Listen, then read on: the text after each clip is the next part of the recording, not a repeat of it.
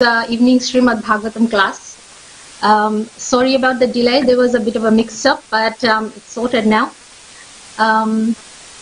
So welcome to all our Sydney viewers on Mayapur TV and ISKCON Sydney YouTube and Facebook.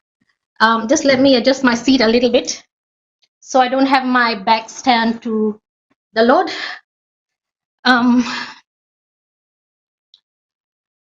Okay, so we are going to be reading about the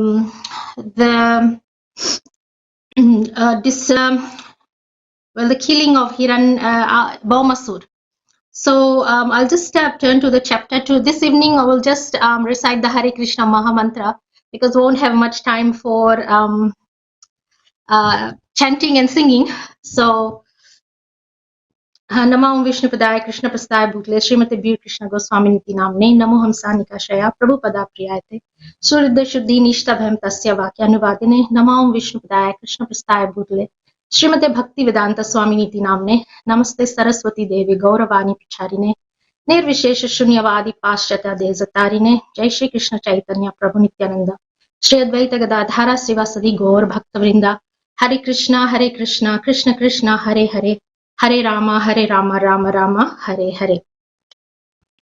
So, we are going to be reading from Srimad Bhagavatam, Canto 10. Let me just find the chapter. So this class is going to be very much impromptu because there is no preparation. I thought that my class was going to be next week or actually on Saturday, not today. So it's all good though. This will test my knowledge on exactly how much I know from my Srimad Bhagavatam without preparation. So let's see. Hey. So Bhaumasura is, I think, chapter 59. Was it 59? Yes. So what had happened, just a recap from last time. There was a killing of demon, who was it? Hiranyaksha, right? And what had happened was Lord Krishna, in the form of Varaha, was fighting with the demon Hiranyaksha, who was the son of Diti and Kashyap Muni. So what had happened was Kashyap Muni and Diti had relations at an unfortunate time, inauspicious time. So the demon was born, and this was Jay and Vijay cursed. So they had to come down to this planet Earth as demons. And Krishna wanted to fight with them. Krishna, as you know, is a supreme personality of Godhead. So while he was fighting, Lord Krishna, in the form of Varaha, which is the form of the boar in the tusks, while he was fighting, of course, Bhumi, the planet Earth, was submerged in water.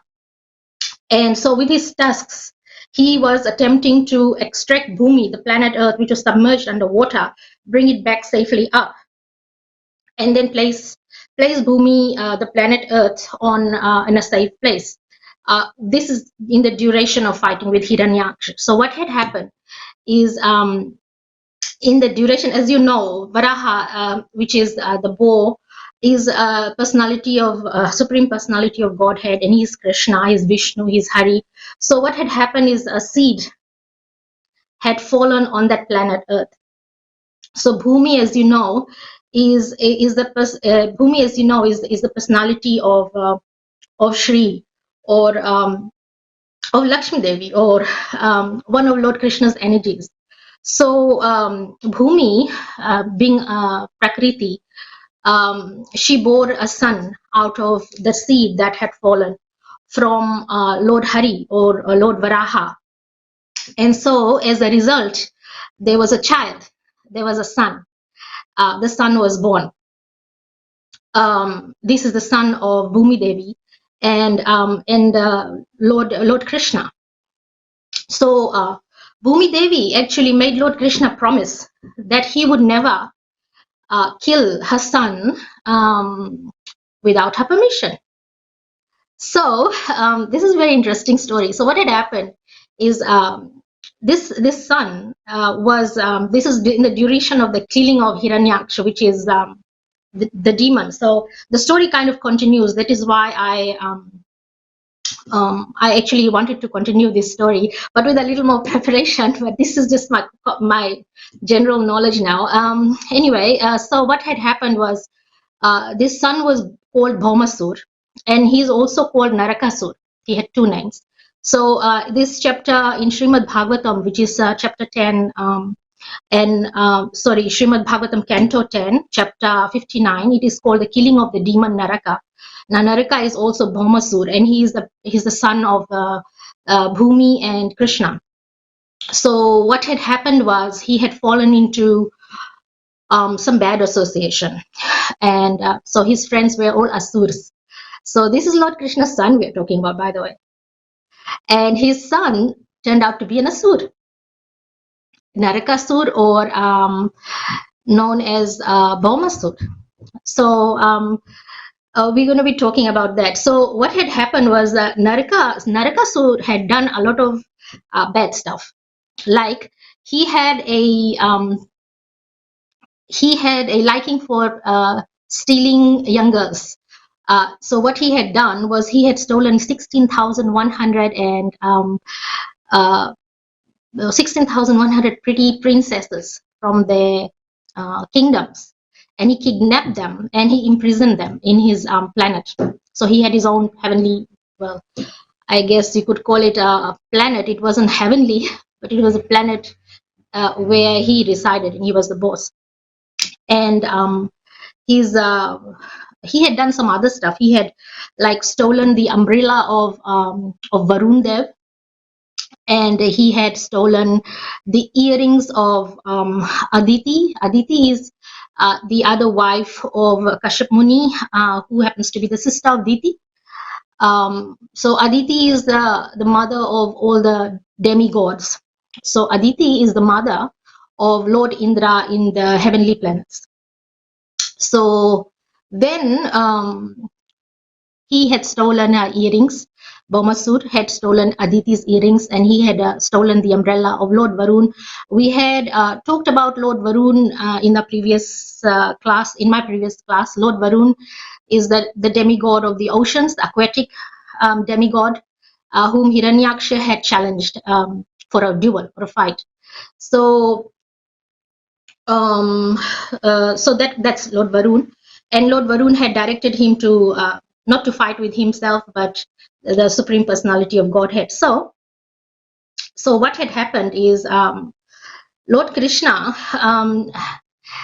he couldn't kill Bhaumasura, even though he was harassing all the demigods, and he was harassing, he was kidnapping ladies. So he was doing all kinds of nasty stuff. So let me read a little bit of shloks that had happened. So King Parikshit, he asks Sukadev Goswami, he says, well, how was Bhaumasura, who kidnapped so many women, was killed by the Supreme Lord? Please narrate this adventure of Lord Shringardhanavas. So then Sukadev Goswami is explaining to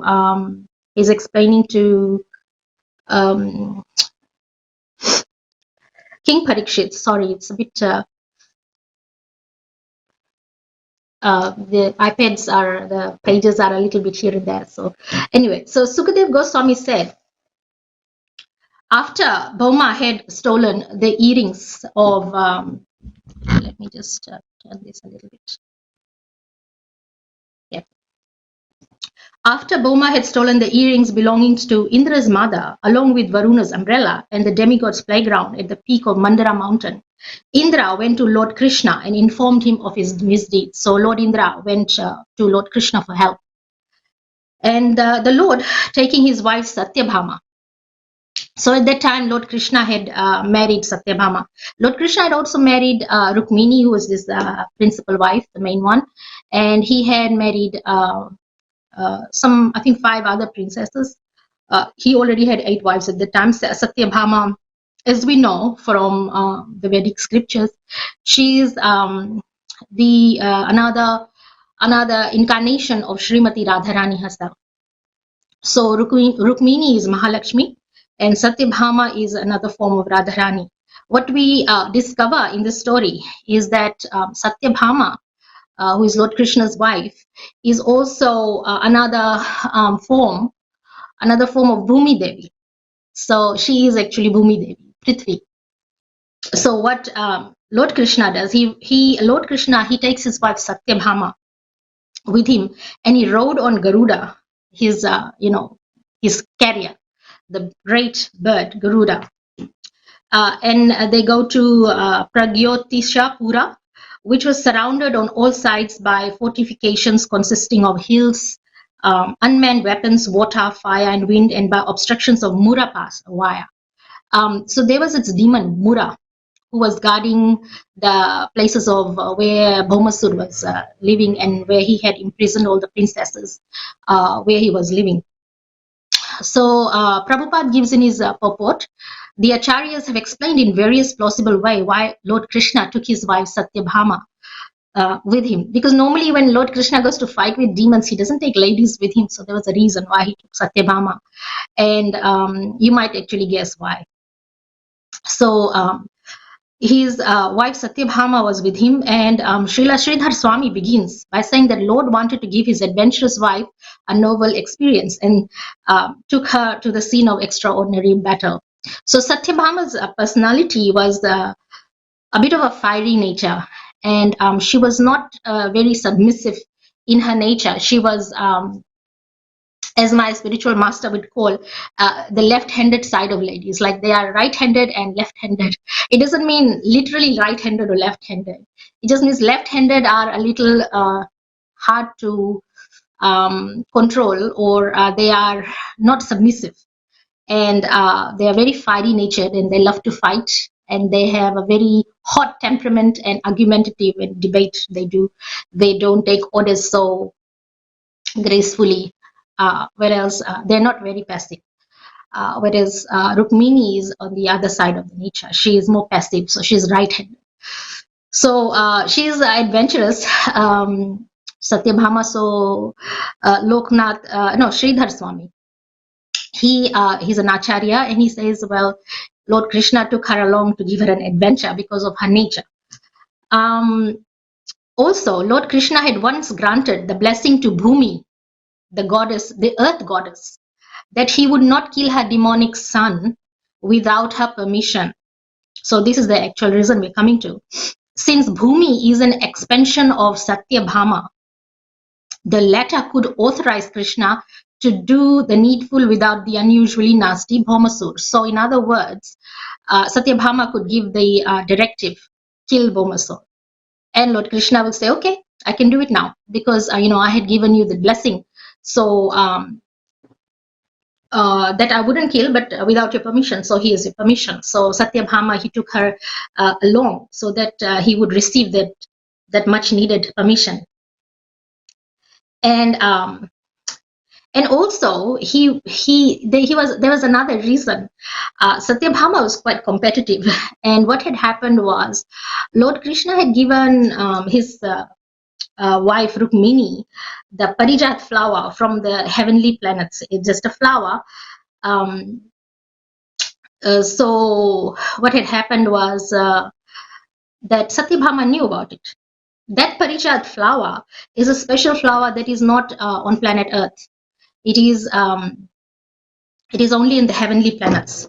So you wouldn't find such a flower on Earth where they were.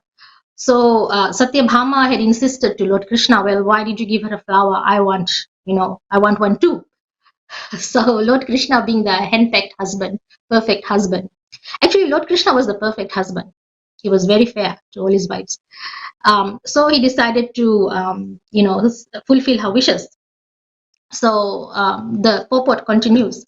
Finally, Satyabhama had been miffed when Narad Muni, or actually not Krishna, Narad Muni, had brought that celestial Parijat flower to Queen Rukmini, but not her. It was Narad Muni, sorry. So then, to pacify Satyabhama, Lord Krishna had promised her I'll give you a whole tree of these flowers. So I'll give you a whole tree of these flowers. So, and thus Lord scheduled this procurement of heavenly tree within his itinerary. So he included a few things. Actually, when Lord Krishna does some things, he plans quite a few things while he's on his way to kill demons. So he achieves quite a lot of other things other than just killing a demon. There's many things he's up to. He's multitasking a lot of times. So the purport actually continues. Even nowadays, devoted husbands take their wives shopping, and thus Lord Krishna took Satyabhama to the heavenly planets to get a heavenly tree, and as well as to retrieve the goods Bhaumasura had stolen and return them to the rightful owners.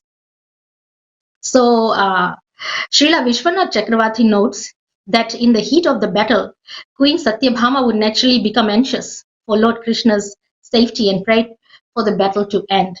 Thus, she would readily give permission to Krishna to kill the son of her expansion Bhumi. So with his club, the Lord actually, when Krishna is fighting in a battle, he's quite heroic. He's magnificent. So if you ever happen to have a vision of Lord Krishna, in the battlefield or see him, it's wonderful, magnificent. So with his club, the Lord broke through the rock fortifications with his arrows, the weapon for fortifications with his disc. So he uses his Sudarshan chakra, and the fire, the water, and the wind fortifications, and with his sword, the Mura Pasha cables. So he used a few of his weapons. Now Mura was the one who was guarding the fort, and Mura had some sons also who were assisting him. So with the sound of his conch shell, Lord Gadadhar then shattered the magic seals of the fortress, along with the hearts of his brave defenders, and with his heavy club he demolished the surrounding earthen ramparts. And the five-headed demon, so Mura had 5 heads, who slept at the bottom of the city's moat, awoke and rose up out of the water when he heard the vibration of Lord Krishna's Panchajanya conch shell. So if you want to know what Lord Krishna's conch shell was called, it's called Panchajanya. A sound as terrifying as thunder at the end of the cosmic age. So the sound was quite terrifying. So shining with blinding, terrible effulgence of the sun's fire at the end of a millennium, Mura seemed to be swallowing up the 3 worlds with his 5 mouths. He lifted up his trident and fell upon Garuda, the son of Taksha, attacking like an attacking snake. So Mura wheeled his trident and then hurled it fiercely at Garuda, roaring from all 5 mouths. The sound filled the earth and the sky and all directions and the limits of outer space until it reverberated against the very shell of the universe. So it was a very fierce battle. Then with 2 arrows, Lord Hari struck the trident flying towards Garuda and broke it into 3 pieces. Next, the Lord hit Mura's faces with several arrows, and the demon angrily and hurled the club at the Lord. Wow. So as Mura's club sped towards him on the battlefield, Lord Gadhagraja intercepted it with his own and broke it into 1,000 pieces. So Mura's club was broken into 1,000 pieces by Lord Krishna's club. And then Mura raised his arms high and rushed at the unconquerable Lord, who easily sliced off his heads with his disc weapon. So his heads were sliced off with the Sudarshan chakra, one by one by one. So 5 heads. So lifeless. So Mura's decapitated body fell into the water like a mountain whose peak had been severed by the power of Lord Indra's thunderbolt. So the demons, so he was killed over there, obviously, with the Sudarshan chakra.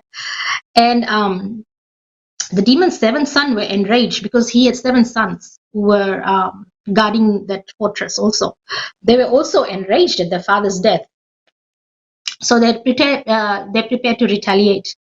So ordered by Bhaumasura, Bhaumasura obviously knew what was happening.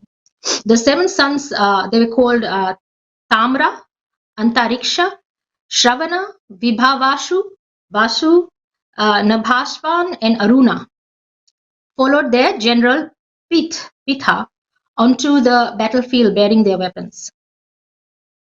So these fierce warriors, they attacked furiously. They attacked Lord Krishna. All the while, Satyabhama would have been sitting on the bird. She would have been witnessing everything. So then they attacked Lord Krishna with arrows, swords, clubs, spears, lances, tridents, but the Supreme Lord, with unfailing prowess, cut these mountains of weapons into tiny pieces with his arrows. So that's our hero, Lord Krishna. So Lord Krishna severed the heads, thighs, arms, legs, and armor of these opponents led by Pit and sent them all to the abode of Yamaraj. So if you happen to be a demon, it says here that they were killed and they were sent to Yamaraj. So Lord, I guess it is because they were killed by Sudarshan Chakra, not by Krishna. I mean, if you are killed by Lord Krishna, you are supposed to get liberated, right? Or some kind of liberation. Anyway, here they are sent to the abode of Yamaraj. Which brings us to the next point, is that if we spend our lives committing sinful activities, then even though you are a devotee, you are still required to visit Yamaraj. It's a fact. So we have to be really careful of our actions, and we have to not only just chant the Hare Krishna Mahamantra, but we just have to make sure that we are not committing sinful activities. Sinful activities falls in these 4 categories of the 4 regulated principles. Also, respecting other Vaishnavas. In other words, refraining from committing Vaishnava Aparadh. Vaishnava Aparadh can be verbal, it can be physical, it can even be in the mind. So we have to be very, very, in general, very careful of our behaviors, because Yamaraj is watching. So if one is vigilant, then obviously we won't get a visit by Yamaraj. So there is a saying that, Tulsi Maharani is in the neck beads. That's why, devotees, we wear neck beads, because we know that intentionally or intentionally we can commit aparadhs or sin. So these Tulsi beads, which Srila Prabhupada stressed very strongly, that Vaishnavas never take off, because this stands in between us and Yamaraj. So Tulsi Maharani is extremely powerful, and she must be worn around our necks so that we are protected from Yamaraj. Because death can come at any time, at any with these days of Corona and all sorts of disturbances out there. We could face death at any time. We could have a heart attack, we could have an accident, or I mean, who knows when, but we know when we could expire. We could have a long life, or we could die tomorrow. So under no circumstances are we to remove the Tulsi beads. And I had a conversation with my spiritual master once, because I was suffering from something for 3 years, actually over 3 years, almost 4 years, and struggling with it. And my condition wasn't getting any better. It was in fact getting worse, and I thought my life was over, which we all come to across, with certain stages of our lives. We have health conditions or something or other, and so we want to know what to do. And I said, my question was, this Narsingha Kavacha, it's supposed to protect us, right? And yet it didn't for so many years. I mean, it probably possibly had its protection. So how come, just the Kavacha didn't? And Gurudev's response was that it is not just the Kavacha, Nourishing Kavacha, it is the Hare Krishna Mahamantra that we must utilize at all times. So the ultimate protection is not the Kavach, but it is the Hare Krishna Mahamantra, the sound vibration. And so obviously we have to increase our rounds of chanting, and which I did, which went to from well, I'm not going to brag or anything, we're not supposed to, but obviously increased rounds of chanting to the number of 108 rounds or plus. And obviously that made a difference, huge difference. So the Kavacha alone is not a protection. It's the Mahamantra that is the protection, and Tulsi beads also. So I'm continuing from there. This was on the topic of Yamraj, where Mura and his 7 sons, they were all sent to Yamraj for their misdeeds. So then Narakasur, the son of the earth, could not contain his fury when he saw all this happen. And he saw the fate of his military leader. Thus he went out of the citadel with his elephant born from the milk ocean, who were exuding mada from their foreheads out of excitement. So Lord Krishna and his wife mounted upon Garuda and looked like a cloud with lightning sitting above the sun. Seeing the Lord, Bhauma released his Shatangani weapon at him, where upon all of Bhauma's soldiers were simultaneously attacked with their weapons. At that moment, Lord Gadagraja shot his sharp arrows at Bhaumasur's army, and these arrows, displaying variegated feathers, soon reduced that army to a mess of bodies with severed arms, thighs, and necks. The Lord similarly killed the opposing horses and elephants. Lord Hari then struck down all the missiles and weapons that the enemy soldiers threw at him. O hero of the Kurus, destroying each and every one with these 3 sharp arrows. Meanwhile, Garuda, as he carried the Lord, struck the enemy's elephants with his wings. Beaten by Garuda's wings, beaks, and talons, the elephants fled back into the city, leaving Narakasura alone on the battlefield to oppose Krishna. So Krishna defeated his armies, his elephants, and all of. So then he was left alone to face Krishna. So seeing the army driven back and tormented by Garuda, Bhauma attacked him with his spear, which had once defeated Lord Indra's thunderbolt. So according to this, Bhaumasura had defeated Indra, which is probably why Lord Indra went to Lord Krishna for help to have Bhaumasura killed. So, but though struck by that mighty weapon, Garuda was not shaken. Indeed, he was like an elephant hit with a flower garland. Bhauma, frustrated in all his attempts, took up his trident to kill Lord Krishna. But even before he could release it, the Lord cut off his head with his razor-sharp chakra, as the demon sat atop his elephant. So, according to Srila Vishwanath Chakravarti Thakur, as Bhauma raised his invincible trident, Satyabhama, sitting on Garuda with the Lord, said to Krishna, "Kill him right away. Kill him right away." So, and Krishna did just that. So, the story of killing of this angle of the camera is a little bit. Let's see.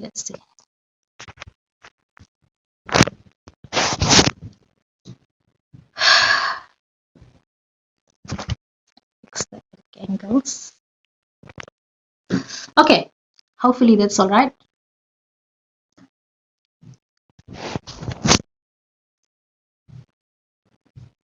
So, fallen on the ground, Bhaumasura's head shone brilliantly and decorated it as it was with earrings and attractive helmet. So his head had fallen to the ground, so he was basically decapitated, and it was decorated with earrings and attractive helmet, and cries of "Alas, alas," and "Well done" arose. The sages and principal demigods worshipped Lord Mukunda by showering him with flower garlands. So everybody was kind of happy that Bhaumasura was decapitated and killed. The goddess of the earth, the mother of Bhaumasura, then approached the Lord Krishna and presented him with Aditi's earrings, which were made of glowing gold inlaid with shining jewels. She also gave him a Vaijayanti flower garland. Vaijayanti flower garland is Lord Krishna's trademark. He loves to wear the Vaijayanti garland, which is the 5 colors of 5 different flowers of garland. So 5 different colors. They're generally, Lord Krishna's favorite is forest flowers.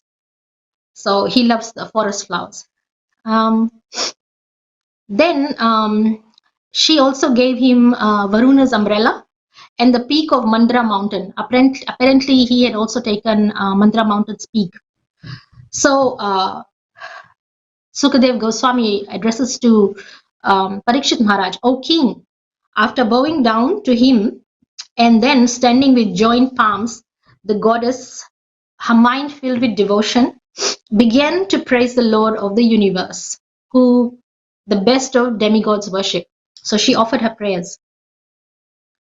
So the prayers are very, very beautiful. It says, O Lord of the chief demigods, O holder of the conch shell, disc and club, O supreme soul within the heart, you assume your various forms to fulfill your devotees' desires, obeisances unto you. My respectful obeisances unto you, O Lord. Oh, this is one of my favorite ones. I'm going to recite the actual one in Sanskrit. She says, O Lord, whose abdomen is marked with the depression of like a lotus flower, who are always decorated with garlands of lotus flowers, whose glance is as cool as the lotus, whose feet are engraved with lotuses. So this is the one that we hear in the bhajans too. Namaha Pankaja Nabhaya, Namaha Pankaja Maline, Namaha Pankaja Netraya, Namaste Pankajangraye. So it's very beautiful, describing Lord Krishna, various parts of Lord Krishna as lotus flowers, or like the lotus flower. Queen Kunti offered the same prayer, which is found in the first canto of the Srimad Bhagavatam, chapter 8, text 22. So it's a very, very beautiful prayer, and so that's Lord Krishna. Obeisances unto you, the Supreme Lord Vasudeva Vishnu, the primeval person, the original seed. Obeisances unto you, the Omniscient One. Obeisances unto you of unlimited energies, the unborn progenitor of the universe, and the Absolute, O soul of the high and the low, O soul of the created animal elements, O all pervading Supreme Soul. Obeisances unto you.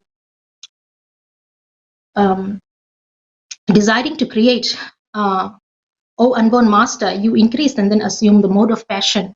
You do likewise with the mode of ignorance when you wish to annihilate the universe and with goodness, and then you wish to maintain it. Nonetheless, you remain uncovered by these modes. You are time, the Pradhana, the Purusha, the Lord of the universe, yet still you are separate and distinct. That's the Achintya Veda Tattva that we say, you are separate and distinct, and you are the same and yet you are separate. This is illusion. The earth, that earth, water, fire, air, ether, sense objects, demigods, mind, the senses, false ego, and the total material energy exist independent of you. In fact, they are all within you, my Lord. You are one without a second. Here is the son, Bhaumasura, frightened. He is approaching, or he is the son of Bhaumasura. So Bhaumasura had a son, which means Lord Krishna's grandson, or Bhumi Devi's grandson. He is frightened. So frightened, he is approaching your lotus feet. And since you remove the distress of all those who seek refuge in you, please protect him. Place your lotus hand which dispels all sins upon his head. So the goddess Bhumi Devi, she seeks protection of her grandson, who has been frightened by all the terrible violent events that just took place. So Sukadev Goswami said, thus entreated by Goddess Bhumi in the words of humble devotion, the Supreme Lord bestowed fearlessness upon her grandson and then entered Bhaumasura's palace, which was filled with all manner of riches. There Lord Krishna saw 16,000 royal maidens whom Bhoma had taken by force from various kings. So here Lord Krishna sees the 16,000, actually 16,100 was. They were Lord imprisoned. So Srila Sridhar Swami provides evidence from Sage Parashar, as quoted in the Vishnu Puran 5.29.31, to the effect that there were actually 16,100 royal maidens. 16,100 royal maidens imprisoned in Bhoma's palace. Within the maiden's quarters, a wise one, that Lord Unequal Prowess, found 16,100 princesses. Another verse in the Vishnu Puran 5.29.9 says, the demon Bhaumasura kidnapped the unmarried daughters of demigods. So these ladies, they were unmarried daughters of demigods, and Siddhas, Asuras, and they were princesses of kings. O Janardhan, and imprisoned them in his palace. So when these women, they saw Lord Krishna, they became enchanted when they saw that the most excellent of males enter. In their minds, they each accepted him who had been brought there by destiny as their chosen husband. So these maidens, they saw Lord Krishna, and they were very much had fallen in love with him straight away. And they accepted him as their husband in their hearts. With the thought, may Providence grant that this man become my husband. Each and every princess absorbed her heart in the contemplation of Lord Krishna. So the Lord had the princesses arrayed in clean, spotless garments, and then sent them in palanquins to Dwarka, together with great treasures of chariots, horses, and other valuables. So Lord Krishna also dispatched 64 swift white elephants, descendants of Airavat, who had each sported 4 tusks. So they had four tusks. So there Lord Krishna finds actually 16,100 wives, because we know that Lord Krishna had while he was in Dwarka, he had 16,108 wives. Each in 16,108 palaces, and he was in these palaces all at once. So Gurudev Krishna Maharaj, he says, well, don't try this at home because no man is able to expand himself and be in simultaneously with each one of his wives at the same time. But Lord Krishna was able to do that. Narad Muni had paid a visit, and he had seen Lord Krishna in 16,108 palaces. And he had seen these Lord Krishna in the palace with his wife doing different activities. Like he was playing with his son, he was playing a game with his, like a board game with his wife, or he was relaxed in a chair, or where somewhere, his wife was, putting the charmer, or, he was eating something, or, he was doing this household chores, or just a household life with each one of his wives at the same time, and in 16,108 palaces. So it's amazing to see. So then he sent them all to Dwarka, the 16,108, and then he proceeded with Satyabhama. He proceeded with Satyabhama to the abode of Lord Indra, the demigod's king. So he went to the heavenly planets after that. And there he gave Mother Aditi her earrings, which Bhaumasura had stolen. And there Indra and his wife's name is Sachi, I believe, worshipped Krishna and his beloved consort Satyabhama. So they were worshipped. Then at Satyabhama's behest, request, the Lord uprooted the heavenly Parijat tree. So that's after being worshipped by Lord Indra, after returning the earrings and the umbrella and all those things. The demigods worshipped Lord Krishna and Satyabhama. And after the worship, Lord Krishna decided to uproot the Parijata tree to give to Satyabhama. And he put it in the back of Garuda.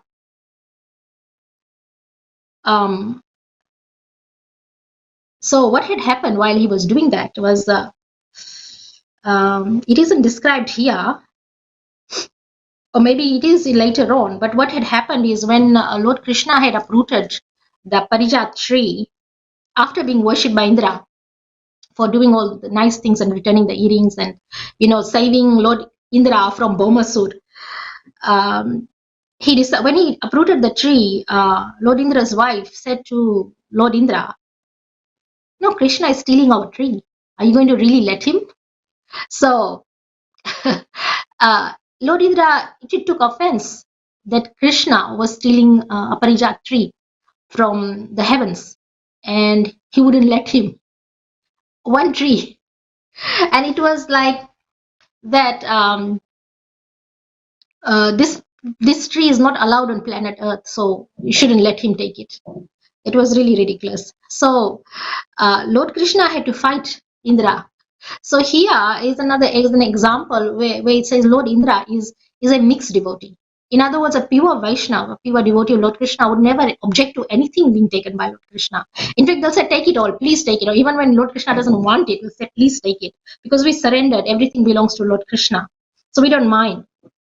But Indra was sort of mixed, and so he actually objected.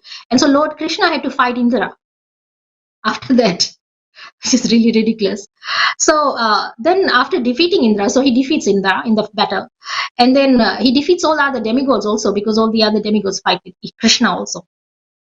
Then after defeating them all, then Krishna brought the Parijat to his capital. Once planted, the Parijat tree beautified the gardens of Queen Satyabhama's palace. Bees followed the tree all the way from the heaven, greedy for its fragrance and the sweet sap. So after Indra had bowed down to Lord Achyuta and touched his feet with the tips of his crown, he begged the Lord to fulfill his desire, that exalted demigod, having achieved the purpose, choose fight with the Supreme Lord. What ignorance there is amongst the gods! To hell with their opulences. It is well known that material wealth and power tend to produce arrogance, and that's what had happened. Indra had gotten arrogant, and thus the opulent life can be often be the royal road to hell, and which is probably why devotees are not always rich, because opulence can make a person puffed up, arrogant, and it can be a hindrance to a spiritual life, because humility is one of the requirements for surrender to Lord Krishna. So that you can achieve a spiritual life. So if we have opulence, we might not be able to have that humility, much needed humility. So it can give us a path to hell, straight to hell. So then the imperishable Supreme Personality, assuming a separate form for each bride, then he goes back to the palace to marry the 16,100 princesses. So he assumes a separate form for each bride. And he duly married all the princesses simultaneously, each in her own palace. So it is being said, because the ladies were different sizes, because not everybody is the same build and the same height. Some could be shorter than the others, or slimmer than the others, or different color, different skin texture, whatever. So Lord Krishna, it was said, the Lord Krishna adjusted himself to the heights or the sizes of these ladies, so they would look like a perfect couple. So Lord Krishna was that great. It would have been interesting to see. Of course, we just read about it, but wouldn't it be nice to have it like a vision of these things?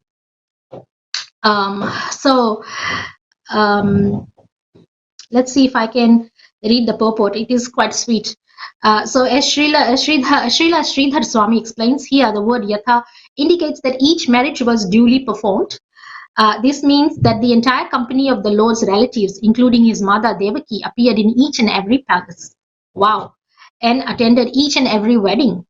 Since all these weddings took place simultaneously, this event was surely a manifestation of the Lord's inconceivable potency.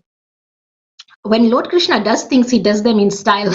So this is actually written in the purport. When Lord Krishna does things, he does them in style. So it is not astonishing that the Lord simultaneously appeared in 16,100 wedding ceremonies, taking place in 16,100 royal palaces, accompanied in each palace by all his relatives. Indeed, this is the way one would expect the Supreme Personality of Godhead to do things. After all, he is not an ordinary human being.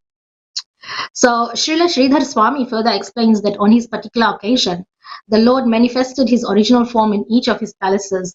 In other words, to take part in wedding vows. He manifested identical forms, prakasha, in all palaces. So the Lord Performer of Inconceivable constantly remained in each of his queen's palaces, which were unequaled and unexcelled by any other residence. There, although fully satisfied within himself, he enjoyed with his pleasing wives, and like an ordinary husband, he carried out his household duties. Srila Vishwanath Chakravarti Thakur points out that since in the Vaikuntha planets, Lord Narayan enjoys with only one goddess of fortune, and in Dwarka, Krishna enjoys with thousands of queens, Dwarka must be considered superior to Vaikuntha. In this regard, Srila Vishwanath Chakravarti Thakur also quotes the following passage from Skanda Purana. Shodashaiva Sahasrani Gopyastvara Samagataha Hamsa eva Mata Krishna Paramatma Janardanaha Tasyaita Shaktya Devi Sodashaiva Prakriti Taha Chandra Rupi Mata Krishna Kala Rupastuta Smrtaha Sampurna Mandala Dasham Malini Shodashi Kala Shoda Shaiva Kala Yashu Gopi Rupa Varangane Ekai Kashyastha Sambhinna Sahasrena Prathak Prathak. The translation of which is very beautiful, very nice. At that place, 16,000 gopis were assembled with Krishna, who is considered the supreme, the super soul, the shelter of all living beings. These gopis are his renowned 16 potencies. O goddess, Krishna is like the moon, the gopis are like its phases, and full contingent of gopis is like the full sequence of the moon's 16 phases.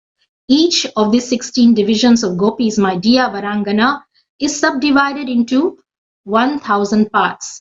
Srila Vishwanath Chakravarti Thakur further quotes the Kartikeya Mahatmya section of the Padma Puran, Keshor Gopa Kanyasta Yovane Raja Kanyakaha.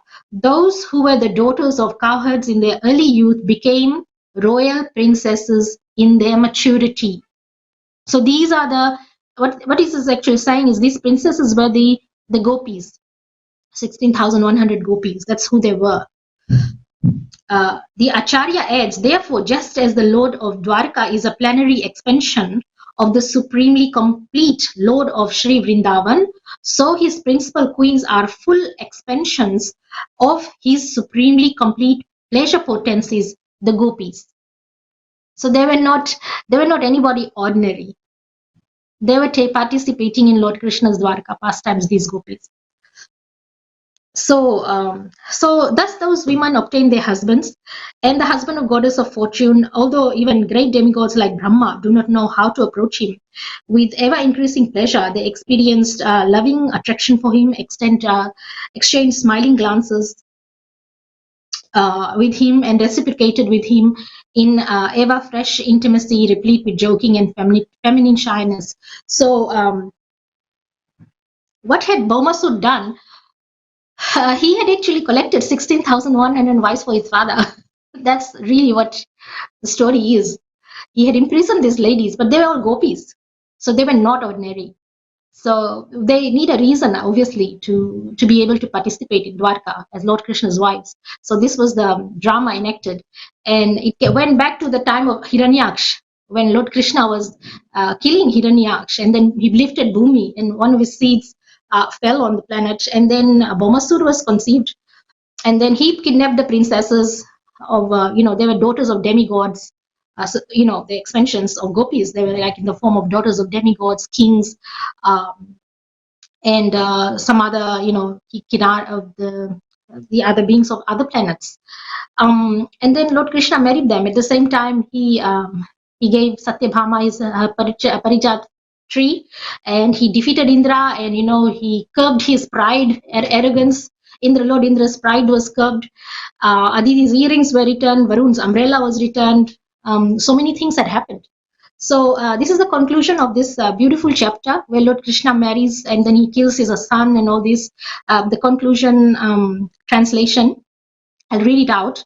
Although the Supreme Lord's queens each had hundreds of maidservants, they chose to personally serve the Lord by approaching him humbly, offering him a seat, worshipping him with excellent paraphernalia, bathing and massaging his feet, gave him pan to chew. So Krishna ate pan.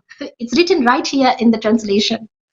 giving him pan to chew. Actually, at Krishna Kaliya temple, there's a very old Mataji. She's been worshipping Lord Krishna Kaliya forever.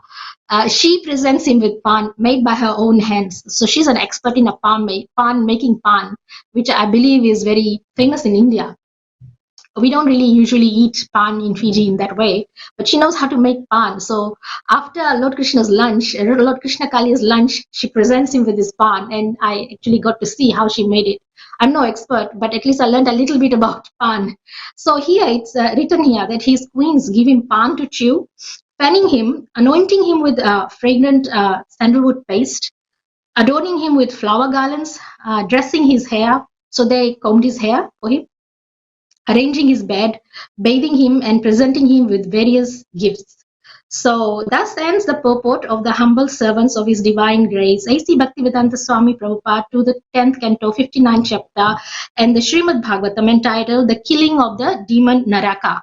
Naraka is the killing of Bhaumasura. So thank you all for listening and for your patience, and for and my humble apologies for the slight delay that there was a mix-up. I thought I was having a class on Saturday, not today. Thank you all very much for listening. Granth Raj Srimad Bhagavatam Puran ki jai. Shri Lord Shri Radha Gopinath Bhagwan ki jai. Shri Shri Jagannath Baldev Subhadra Maharani ki jai. Shri Gaura Nitai ki jai. Nitai Gaur Pramanandi. All glories to the assembled devotees. All glories to the assembled devotees. All glories to Shri Guru and Gauranga. Srila Prabhupada ki jai. Srila Gurudev ki jai. Hare Krishna.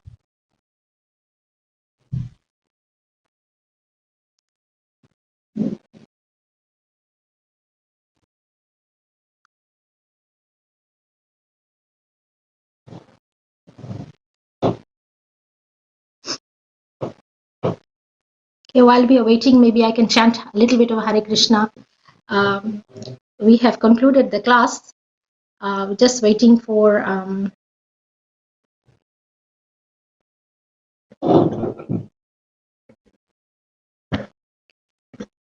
Hare Krishna, Krishna Krishna, Hare Hare, Hare Rama, Rama Rama, Hare Hare, Hare Krishna,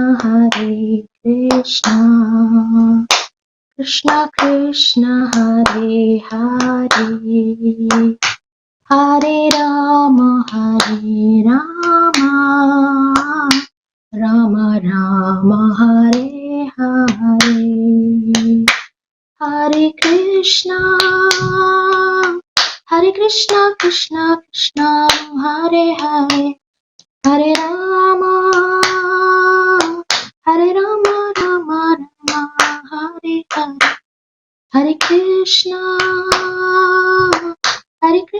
Krishna Krishna, Hare Hare, Hare Rama, Rama Rama, Hare Hare, Hare Krishna, Krishna Krishna, Hare Hare, Hare Rama, Rama Rama, Hare Hare, Hare Krishna, Krishna Krishna, Hare Hare, Hare Rama, Rama Rama, Hare Hare, Hare Krishna, Krishna Krishna, Hare Hare, Hare Rama, Rama Rama, Hare Hare, Hare Krishna, Krishna Krishna, Hare Hare, Hare Rama, Rama Rama, Hare Hare, Hare Krishna, Krishna Krishna, Hare Hare, Hare Rama, Hare Rama, Rama Rama, Hare Hare, Hare Krishna, Krishna Krishna, Hare Hare, Hare Rama, Rama Rama, Hare Hare, Hare Krishna, Krishna Krishna, Hare Hare, Hare Rama, Rama Rama, Hare Hare, Hare Krishna, Krishna Krishna, Hare Hare, Hare Rama, Rama Rama, Hare Hare, Hare Krishna, Krishna Krishna, Hare Hare, Hare Rama, Rama Rama, Hare Hare. Jaya Radha Gopinath, Shri Radhe. Jaya Radha Gopinath, Shri Radhe. Jaya Jagannatha, Jaya Jagannatha, Jaya Baladeva, Jaya Subhadrama. Jaya Jagannatha, Jaya Jagannatha, Jaya Baladeva, Jaya Subhadrama. Jaya Gauranitai, Jaya Gauranitai, Jaya Gauranitai, Jaya Gauranitai, Jaya Gauranitai, Jaya Gauranitai, Jaya Gauranitai, Jaya Gauranitai. Prabhupada, Prabhupada, Prabhupada, Jaya Jaya Prabhupada, Jaya Jaya Prabhupada, Prabhupada, Prabhupada, Jaya Jaya Prabhupada. Let me see if I can switch it off. What should I do? Okay, thank you for listening. Hare Krishna. Good evening to you all. I'll take my leave now. Enjoy your evening. Haribol.